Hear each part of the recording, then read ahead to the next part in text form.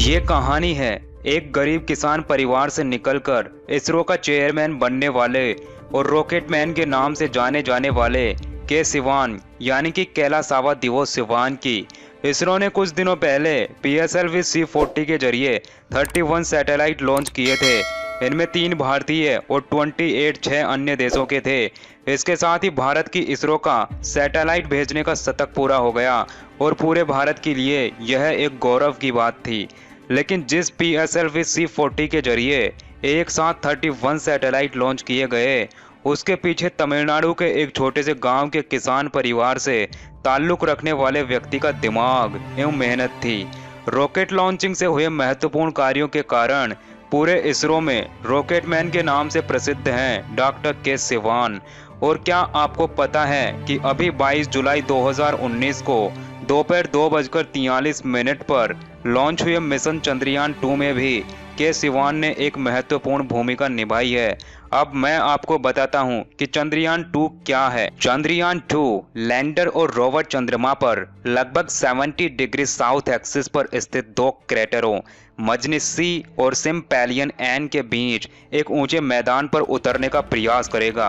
पहिएदार rover moon की surface पर चलेगा और उस जगह का केमिकल एनालिसिस करेगा और वहां की मिट्टी और चट्टानों के कुछ नमूने भी लेगा, जिससे मून पर अवेलेबल रिसोर्सेज का पता लगाया जा सके। वैसे तो इस मिशन में इसरो के सभी वैज्ञानिकों ने अपने अपने लेवल पर महत्वपूर्ण भूमिका निभाई है और इसका क्रेडिट जाता है इसरो के चेयरमैन के सिवान को, जिनका जन्म तमिलनाडु के तटीय जिले नागरकोइल के एक छोटे से गांव में हुआ। उन्होंने अपनी शुरुआती पढ़ाई गांव के ही सरकारी विद्यालय में तमिल भाषा में पूरी की, लेकिन अपने बुलंद हौसलों और टैलेंट के दम पर उन्होंने देश के बड़े बड़े यूनिवर्सिटीज और कॉलेजेस में पढ़ने का अवसर ले लिया। उन्होंने 1980 में IIT मद्रास से एरोनॉटिक्स इंजीनियरिंग में ग्रेजुएशन किया। इसके बाद के सिवान ने IISc बेंगलुरु से एरोस्पेस इंजीनियरिंग में पोस्ट ग्रेजुएशन किया। इसके बाद 2006 में IIT बॉम्बे से एरोस्पेस इंजीनियरिंग से PhD की डिग्री ली। इससे पहले 1982 से के सिवान इसरो में PSLV पर काम कर रहे थे तथा उन्होंने end to end mission planning, mission design, mission integration and analysis में काफी योगदान दिया।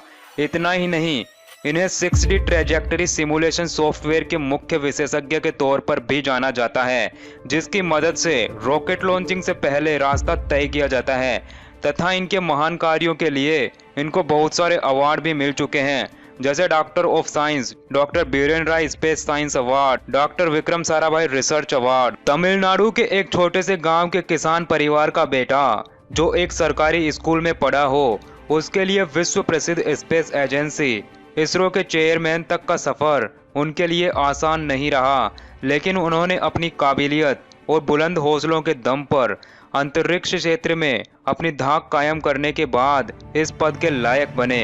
अपने 3 दशक के लंबे कैरियर के दौरान उन्होंने कई उतार चढ़ाव देखे।